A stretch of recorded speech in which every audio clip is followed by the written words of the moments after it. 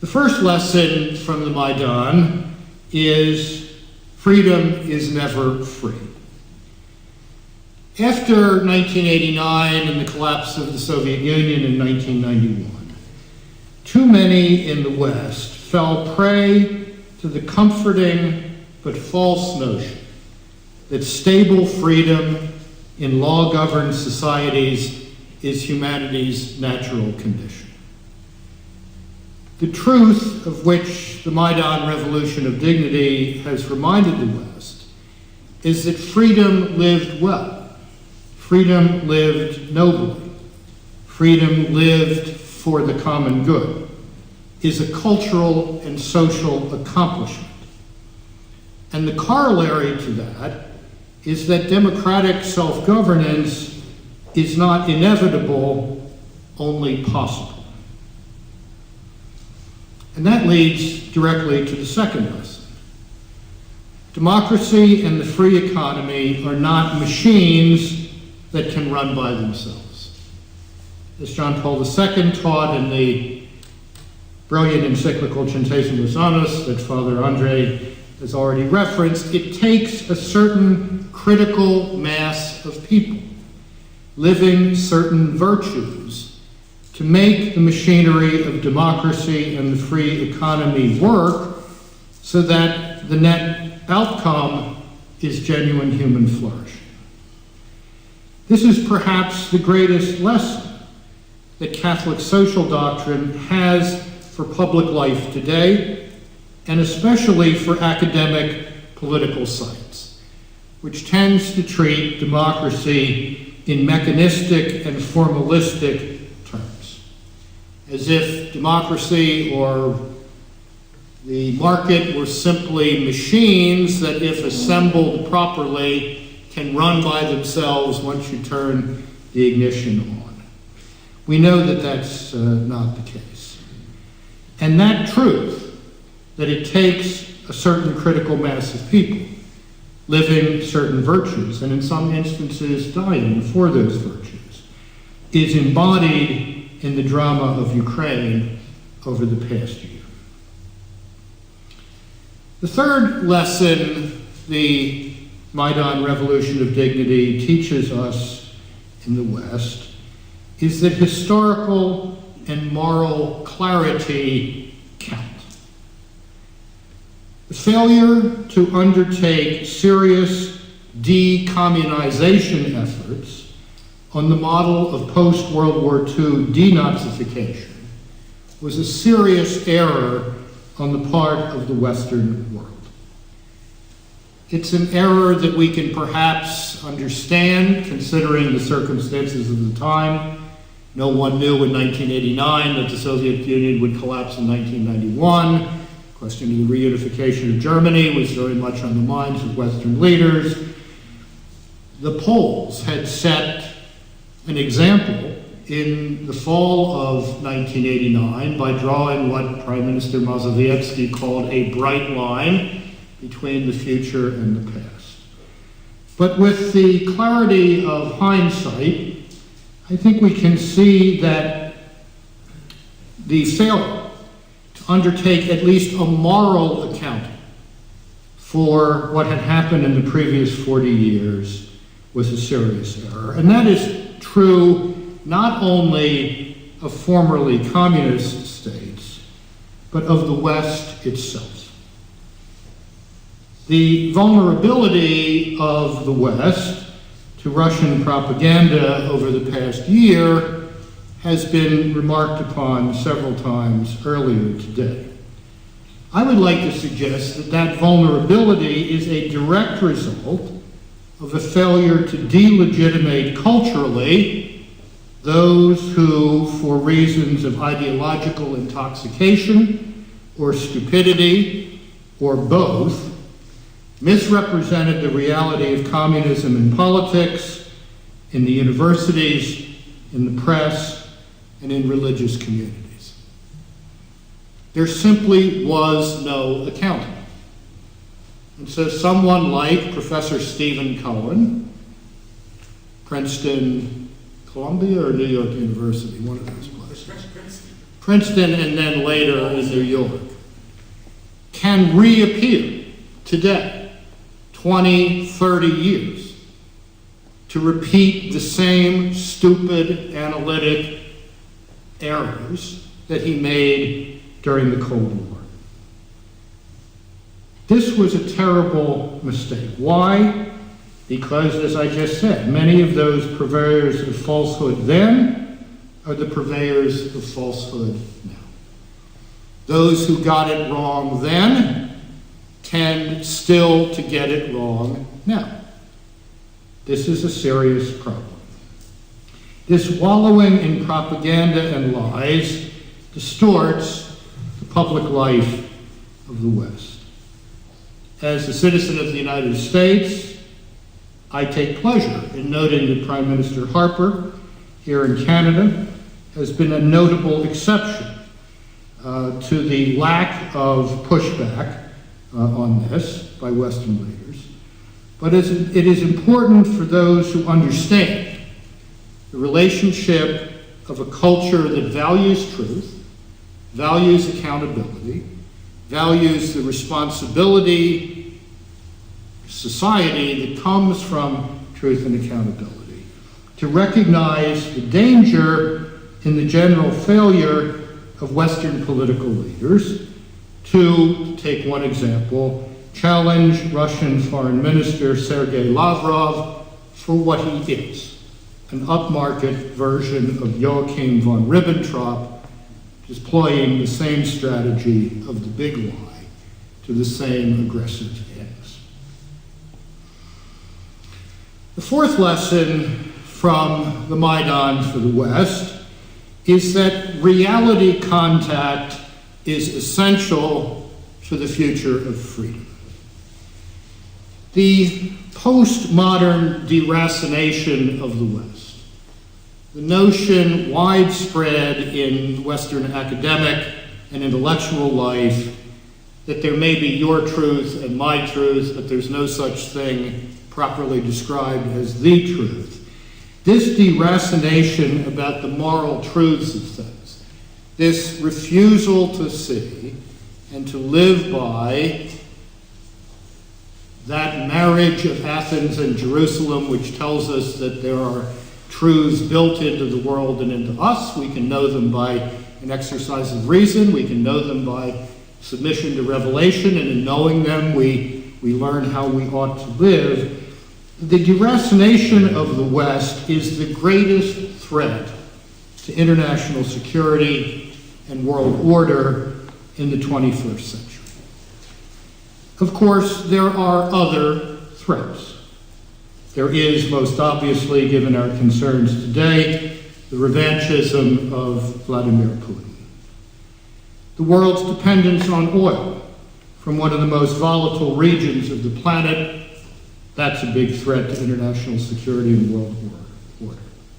European dependence on Russian oil and gas, and the corruption of influential Western leaders involved in that dependency, that's a threat to international security and order. The social welfare spending throughout the European Union that has driven most NATO members' defense budgets way below the 2% of gross national product to which they are formally committed, that's a threat to international security and world order.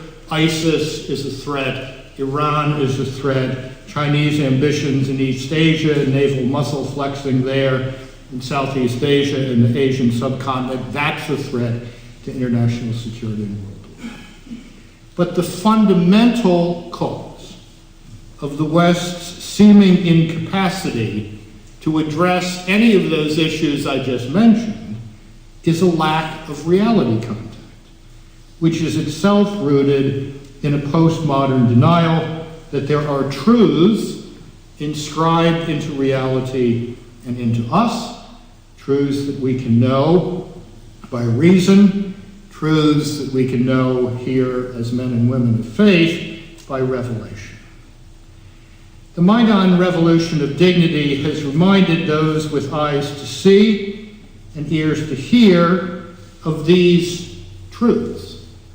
inscribed into the world and into us as they bear on public life. And those truths form the moral culture that is at the foundation of the democratic experiment, whether that is being conducted here in Canada, in the United States, in Western Europe, in Eastern Europe, in Central Europe, or indeed any place else. What are some of those foundational truths? Well, I think we've touched on some of them already today. First, the inalienable dignity and value of the human person, which not coincidentally is the starting point for the social doctrine of the Catholic Church going back to 1891, as Father André reminded us in Leo XIII's prophetic encyclical, Rerum Novarum. All true, proper thinking about the organization of politics, of economics, of society, begins with the inalienable dignity and value of the human person. The equality of all persons before the law is another one of those foundational truths of which the Maidan has reminded us. When I was in Kiev in July of 2013, prior to having the honor of delivering the commencement address at the Ukrainian Catholic University in Lviv, I met over lunch with the EU's ambassador to Ukraine for accession issues. This is July 2013. No one had any idea what was coming 5 months later.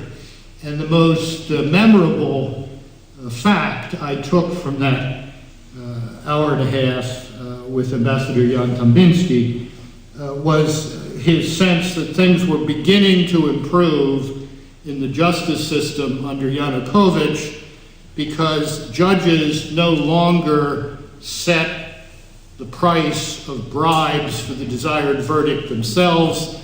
They used middlemen to negotiate the amount of the bribe required for the desired thing. This was regarded as a sign of things are moving in the right direction. The equality of all persons before the law, which we take for granted here, but shouldn't. It's as fragile as any other one of these foundational stones of the democratic experiment.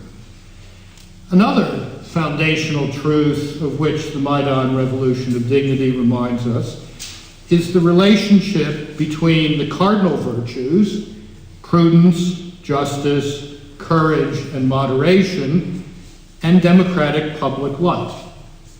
We've talked a lot here today about the Maidan as an exercise in auto-constructed civil society. What were the building blocks then? The building blocks were those four cardinal virtues. Prudence, the charioteer of the virtues, as the ancients said, because without it, none of the rest of them work very well. Remarkably displayed under great pressure. Justice, a demand for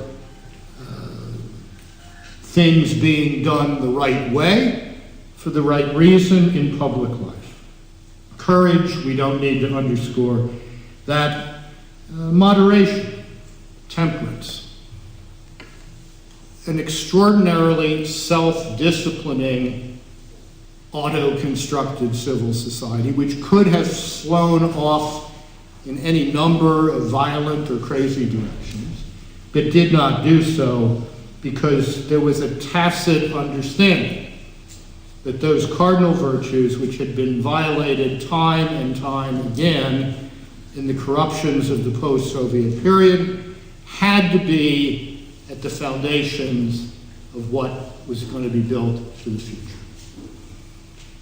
I have not had a lot to agree with a former friend, Adam Michnik of Poland, editor of Gazeta Wyborcza, in recent years.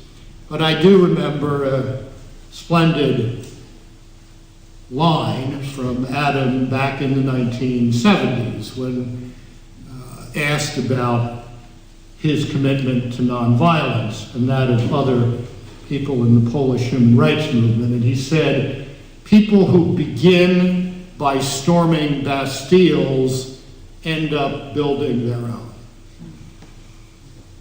There's a real insight there. And I think that was tacitly understood by the Maidan Revolution of Dignity as well. And yet another foundational moral truth of which that movement, that revolution of conscience, should have reminded us in the West, and that is the accountability of positive law, the laws made by legislatures and parliaments and so forth, to a higher moral law.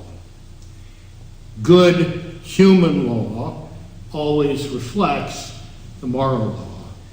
That, as John Paul II said at Mount Sinai in late February 2000, was inscribed on the human heart before it was written on tablets of stone. At bottom, then, the fourth lesson from the Maidan to the West is the truth that only a virtuous people can be free. This is something we have tended not only to forget, but to push out of the public square of reasonable discourse in the Western world in the past 2 generations. But virtue counts. Absent virtue, the people perish, the democratic experiment perishes. The fifth lesson that the Maidan Revolution of Dignity has or should have taught us is the necessity of recalibrating the ecumenical movement for the 21st century. Put this as simply and bluntly as I did in a column earlier this week, there can be no theologically serious ecumenical dialogue with agents of Russian state power. It's just not possible. Moreover, to maintain the fiction that it is possible damages the cause of Christian unity and impedes the necessary reforms in the Russian Orthodox Church, of which we have heard earlier today. This lesson applies in a particular way to the Holy See, to the Vatican, where there must be a reset of the default positions in light of what has happened over the past year. I regard it as little short of scandalous that the largest of the Eastern Catholic churches, the greatest of the martyr churches within the extended world Catholic family in the 20th century, has received so little support from the center of unity for which it has sacrificed so much in recent decades. And that is due not to a lack of love or a lack of concern, but to an unexamined premise that Russian Orthodoxy and the continuation of that dialogue with the Patriarchate of Moscow must trump every other consideration. This is a false idea, and it has to be challenged, and I very much hope that Pope Francis, who is not averse to stirring things up, as we have seen in recent months, stirs things up at the Pontifical Council for Promoting Christian Unity and in the Secretariat of State of the Holy See, so that it is made clear, precisely for the sake of a genuine ecumenical dialogue in the future between Rome and Moscow, that we will no longer, in the Catholic Church, maintain the fiction that agents of Russian state power, which in the present moment mean agents of Vladimir Putin, are fit partners for ecumenical dialogue, especially when they come to Rome and lie about brother Christians.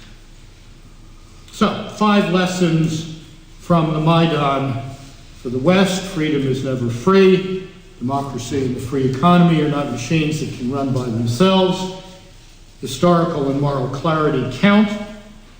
Reality contact is essential for the future of freedom. A new look at the ecumenical dynamics, East and West, is required.